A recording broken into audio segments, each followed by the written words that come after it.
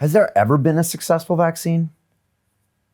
We don't have data to suggest that. I mean, obviously there have been thousands of scientific studies saying, hey, here's success in a vaccine. But if you look at the history of mankind, we didn't see changes in measles, mumps, rubella, and all of these other conditions that you think we're vaccinating against until we changed the terrain and we stopped, malnutrition, and we stopped, contaminated fecal water system contamination.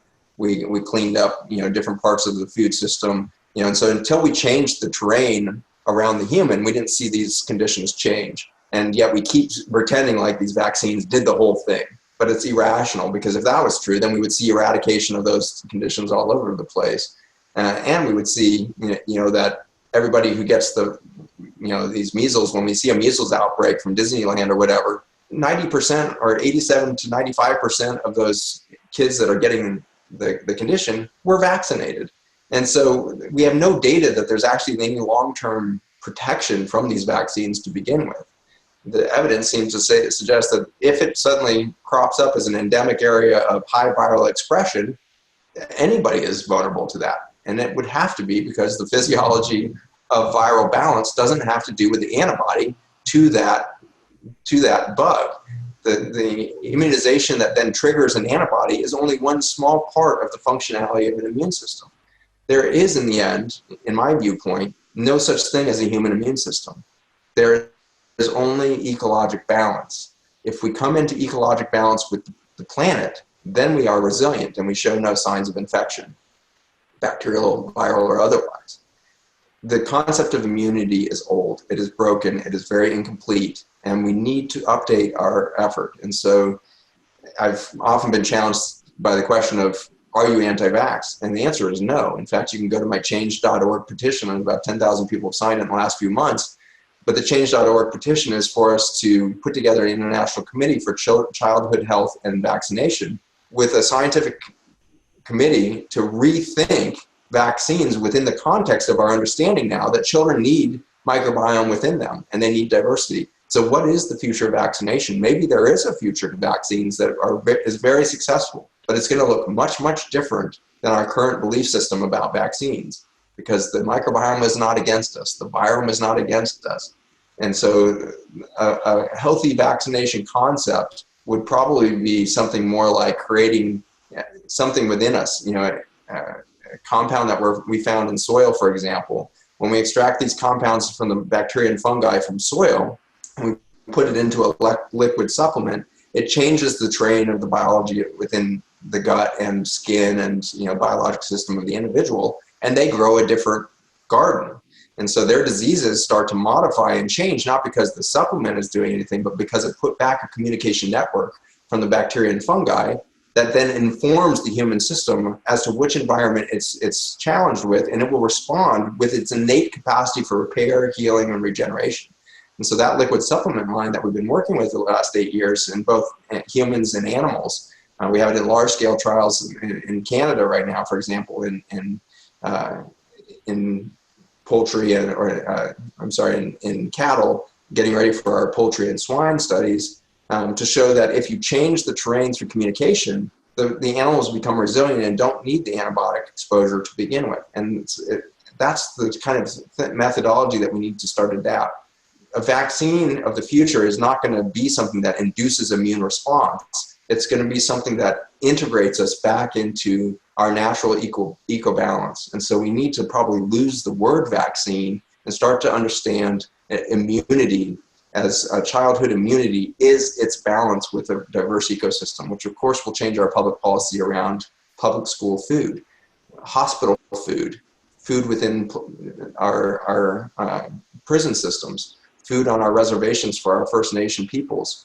We need to fundamentally understand child immunity not as a warfare against nature, but as something dependent upon that nature. And when we change that mentality, we will stop arguing over should we have vaccines or not, and we'll realize that's an old story. The whole argument is outdated. You shouldn't be anti-vax and you shouldn't be pro-vax. You should be you should be pro-immune system. And to be pro-immune system, you have to be pro-ecology. You have to envision an Earth where our children are integrated into a natural food system in utero, where the mothers are so nurtured. If we rushed in, as some nations do in Northern Europe there, you have countries that will, as soon as somebody gets pregnant, start to subsidize their food so that they're eating more and more healthy food and make sure that woman is nurtured.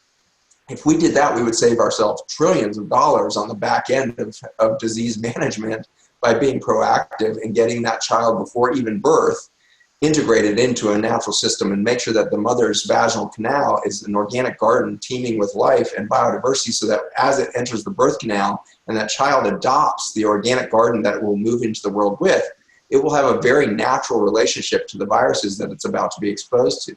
In an extraordinary study recently, they showed that at 7 days of age, your average infant has 10 to the 8th viruses per gram of stool.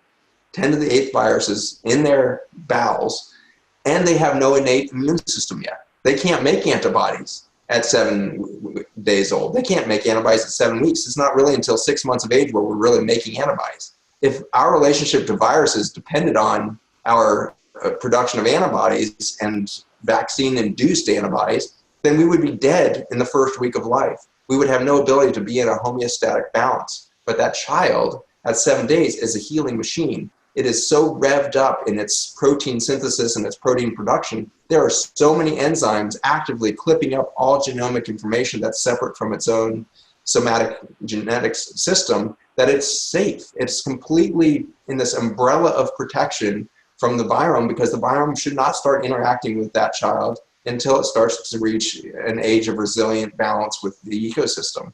And so it needs to move from mom's vaginal flora type ecosystem on its body to an ecosystem of air that's now breathed in for months, and food that now introduces new microbiome and bacterial diversification. And now between 6 months when that child starts to eat and 18 months, that child starts to have a real immune system that is an expression of balance with its ecosystem.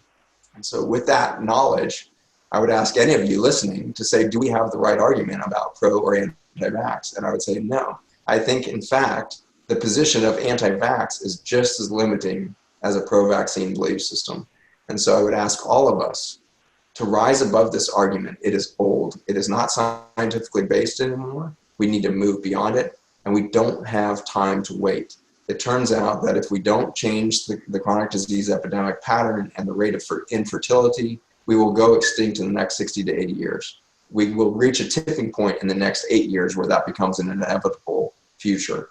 We don't have 30 years to wait for this paradigm shift to happen.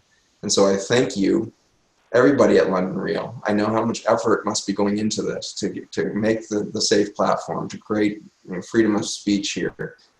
Thank you. We need these channels to offer not a whistleblower soundtrack, not a crisis and more paranoia. I'm trying to diffuse this whole time paranoia and fear of the deep state or any of these other things that are being put out there. Don't fear 5G either. Is it healthy? No, of course not. It's ridiculous. It's the most severe radiation exposure we're ever going to go put ourselves into.